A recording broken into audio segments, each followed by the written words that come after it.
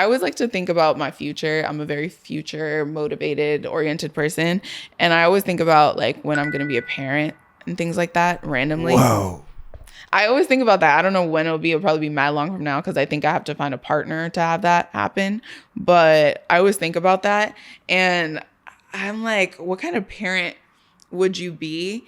And would you be a cool parent? And at what age can you start being a cool parent? So I was interested to hear like where people draw that line for what's acceptable and what's not. Because I've been seeing a lot of cool parents lately. Like, for example, even this is so random, but like someone I know, I'm not going to expose them, someone in my family, a younger family member that I had, told their mom about the Drake video, you know, the infamous Drake Schlong video, and was like, oh, like I know about this. And the mom was just like, oh, how do you know? And it was a casual conversation. How do you draw the line of a cool parent? What do you guys think, LR and Alfred? I'm interested to hear from, like a father's perspective. Like, what would you allow? Is cursing okay? I need you to take the wheel on this first. Okay, I'll speak about my relationship with my mother. So me and my mother are pretty close. I would never cross the line of talking about sex with my mother. I feel like that's just like no sex talk. I feel like mothers and their daughters have more open relationships. Like I think they're a lot more open, and I think there's an added context of like religion and cultural background and all of that. And yeah, I feel like talking ish with my mom is like okay, or talking ish with my child is okay, but I think like certain conversations is like anything that's graphic. What is talking ish? What is like shit? It's like if it's like about something that just happened within the family or something happened that within life or something like that, like we just commented on, that's fine, you know. But like I feel like if it crosses a boundary of like talking about something graphic or intense, it's like okay, that's when you kind of have to go to your friends about this. Cause would you allow your kids to curse in front of you? That's a great question. I feel a little reserved about it. Like I feel weird because I don't want I think my fear is having like a fuck you mom moment with my kid. That's my biggest fear. Yeah, that's insane. That's my biggest fear. But I think if you raise a respectful kid, and it's also hard because it's like, you know, they're cursing at school. So it's like, do you want them to have another language with you? Do you want that? Because then that'll extend into other places and spaces. So now they're not cursing with you. So now they're not talking to you about certain things. Or do you want them to speak comfortably as they do? But then also respect is a thing. Like maybe you could speak to me comfortably, but no, you can't use certain words around me or towards me. That's fair too. What do you think, Alfred? I think for me, so like first off, I'll preface with saying that I think it's important to have like an open communication sort of relationship with your child. Facts. I think those boundaries and regulations can change as they get older though. Yeah. So personally, I don't think I would be comfortable with like my kid cursing around me at a certain age, but I think as they get older and like they're more mature and things of that sort, I would say like that becomes, I ease off more in that aspect. Okay. But you would most likely, if you raise your kids in New York, you know they're going to be cursing by at least 11. Probably younger.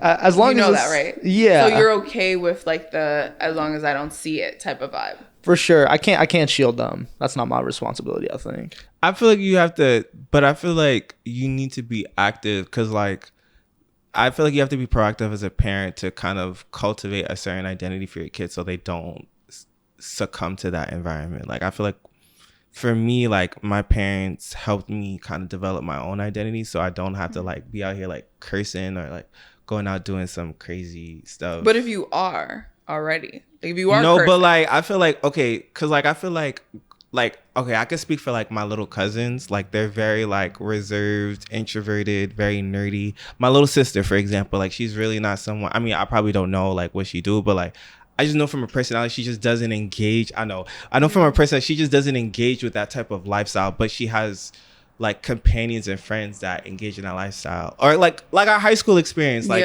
you know, there's a spectrum and it depends on just like how you were raised and how your parents had an influence to like how you communicate with people. So I feel like as a parent, you kind of have to set that precedent. Yeah. So that, you know, if your child, because like your child can naturally feel uncomfortable cursing, or your child can feel naturally uncomfortable not being in these communities where it fosters that type of conversation. Right. Yeah, I feel like I'm not going to be for the cursing. Like, I'm not going to encourage the cursing. And a lot of times when, like, for example, when kids play video games, it kind of encourages the cursing, and just the way they shout at each other, it's insane. I don't think I would be okay with the cursing, only because I would want them to expand their vocabulary and learn other words instead of just like, you wench, you adversary. Yeah, like I'm over here showing you on Call of Duty. Like, no, for real, because when you're just using profanity on all the time, it limits your vocabulary. It's like, think of other ways. Think of how to like read people on the Webster dictionary way. Pick up a thesaurus. I'm a play devil's advocate though to what you're saying, because I feel like for both of you, I think that if I limit my kid at home in terms of cursing or whatever it may be, and like set that precedent, I feel like at some point, whether it's then or in the future, they will try to make up for that. So they're like, hey, I couldn't curse at home when I was younger, so now I'm gonna go all out as I get older, and like that becomes. I wouldn't say like I agree with that to a certain limit, but I feel like, I don't know how to say it. Like, I wouldn't say intentionally limit, but like set a precedent where like I'm not even gonna try to like engage, or like just set an environment where like cursing just doesn't, like, don't intentionally be like, you can't curse, you can't do this. Right. Because naturally I'm gonna be like, oh, I want to do this when I get to college. Yeah. But just if you create an environment where you see the positivity and just not doing it, just like, okay, we could just have a civil conversation without even cursing. We could have fun without having it involved, I don't know, drinking or, you know, anything that's like leads to hearing that. Let's hold for the noises. I feel like you don't need to. Yeah, I feel like. So I agree with you. Like, limitations, no, because like then that creates like an urge to be in that environment. But creating an environment where you could kind of see, oh, you kind of don't need this to have fun or enjoy life. Yeah, I agree. I think once your kid is out of the house and is paying rent, and even those few years before then, but like once they're on the track to do that, you want to start treating them like an adult a little bit, so they're not like lost and confused out in the world. And I think it's annoying if you're still like going to be mad strict and stuff, and your child's your son or daughter is like 26. I think it's really annoying to do that. Yeah, and it'll kind of close them out, because you know what they're going to do? They're going to keep doing what they've been doing, but just not tell mom or not tell dad. What do you think, Alfred? Yeah, I agree completely. I think I guess the phrase for this one is definitely like distance makes the heart grow fonder. And I think like having that distance, having that independency and space can definitely make that bond relationship a lot stronger. Well said. Okay, so for you guys that have been watching the podcast for a while, usually how we wrap things up here is we will get into our Casa Confession, which is a harsh truth that we've learned from the podcast conversation and also just recently in general.